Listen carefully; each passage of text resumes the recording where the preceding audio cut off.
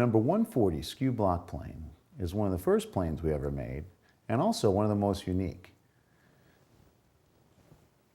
It is a little bit tricky to set up because of the skewed blade and the skewed bedding angle of the tool, of the blade itself. But once you master working with that, the options with this tool are almost limitless.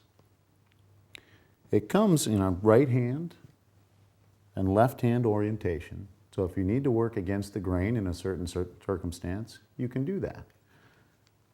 You can probably get by with one tool, but if you're going to be constantly working in different directions, you may want to have both.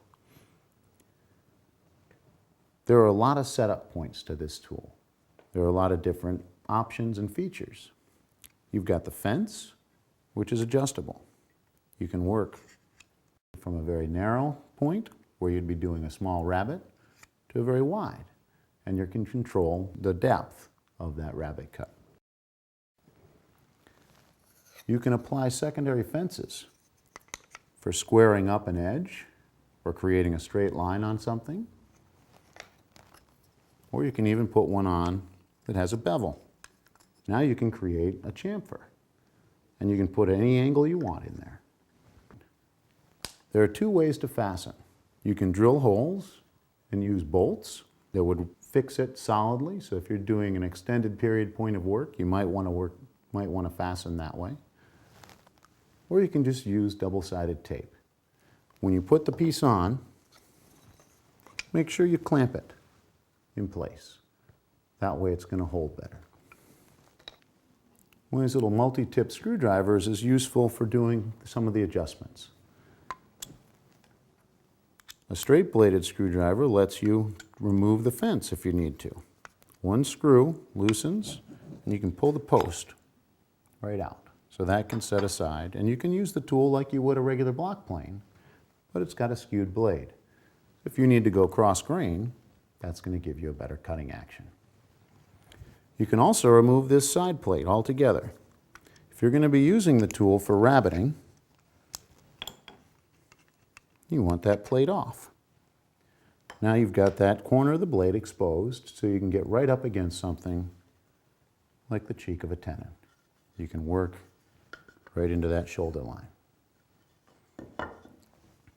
When you do have that off, if you're going to be creating this line for the shoulder, you can rotate down this nicker. You loosen the screw, and because this is magnetic, you can use that to actually position the nicker. There's one flat side that when it's oriented down towards the sole of the plane, you don't get a cut at all. If you need to create the nicked cut, you rotate it down and tighten in the blade.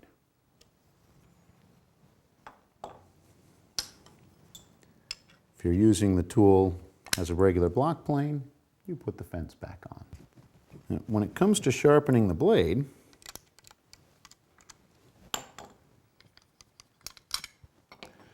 because of the skew on here, you may find that it's easier to do freehand.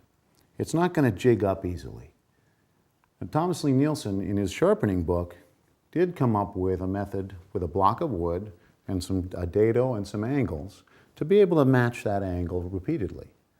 And if you're interested, you can find that in his sharpening book.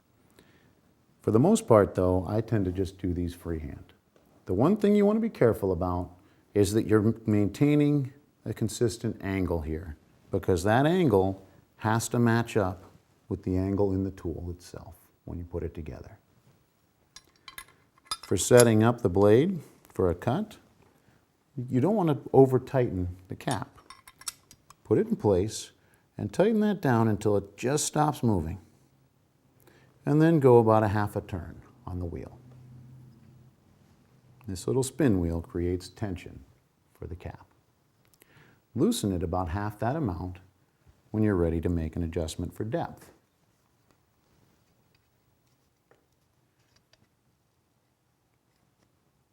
Now, I use the same setup method for this plane that I do any other plane.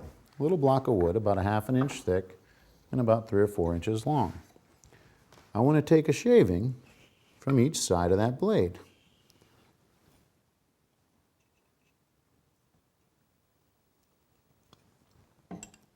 If I get an even thickness cut from both sides, then I know it's set parallel. A little tap with a small hammer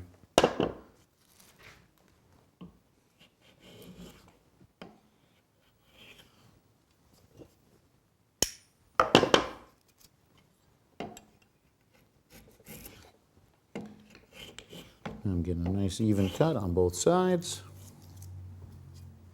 and the tool's ready to use. I can use this fence if I want to square up stock.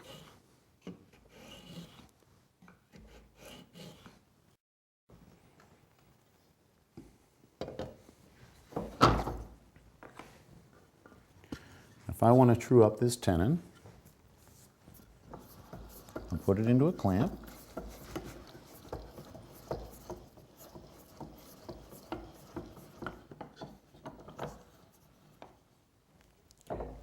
And I can use the plane with the fence if I need to control how deep that tenon's going to be, or I can use it without.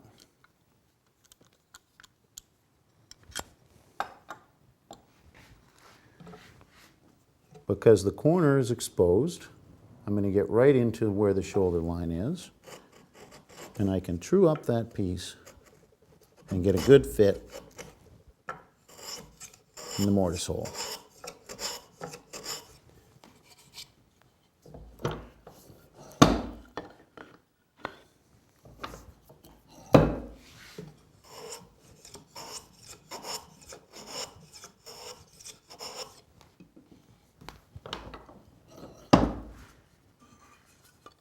As soon as that fits, I'm ready to keep going.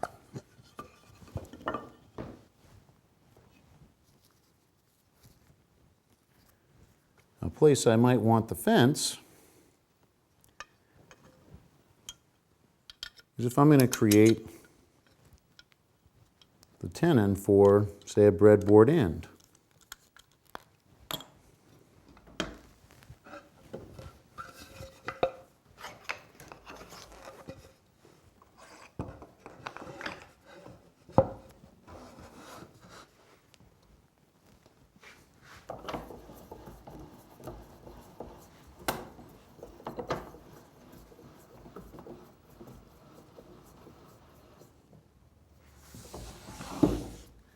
I also want to make sure that I've got the nicker down.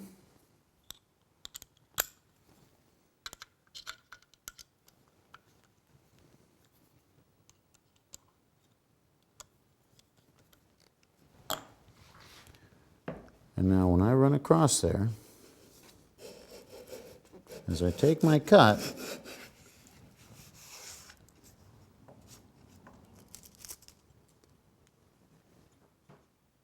the nicker slices a clean shoulder line.